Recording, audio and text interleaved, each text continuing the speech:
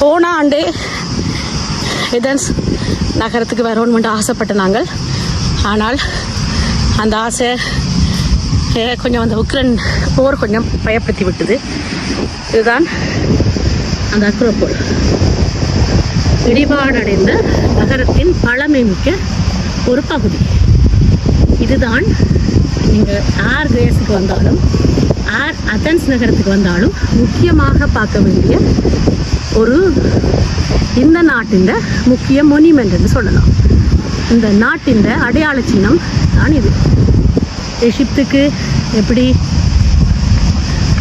பிரமிதோ அதே போல் பழமையை கூறுற ஒரு விடயம்.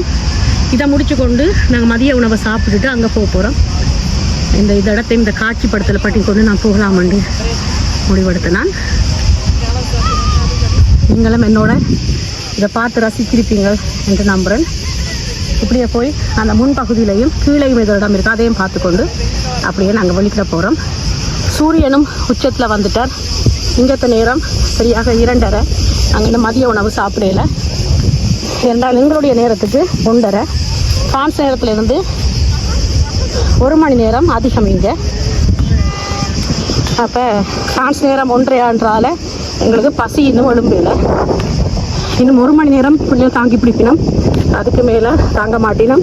அதுக்கு அடுத்த பிரச்சனை ரெஸ்டாரண்ட்டில் சாப்பிடலாமோ தெரியாது. அதுக்கு 3 மணிக்கு பிறகு இங்கத்த உணவுகள் பல சொல்லியிருக்கணும், அதையும் நான் காணொளிப்படுத்துகிறேன் உங்களுக்கு.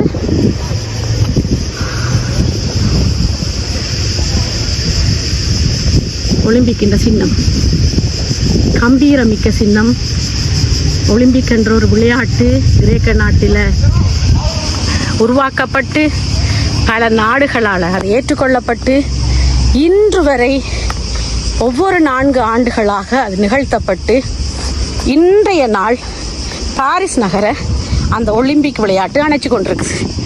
பாரிஸ் நகரில் வாழ்கிற நாங்கள் அந்த ஒலிம்பிக் விளையாட்டு நடக்கிற, அதாவது ஒலிம்பிக் விளையாட்டு உருவாக்கப்பட்ட அந்த மண்ணில், அந்த நிலத்தில் ஒலிம்பிக் விளையாட்டு முதல் நிகழ்த்தப்பட்ட அந்த விளையாட்டு திடலில் நிற்கிறோம். அது எங்களுக்கு பெருமை.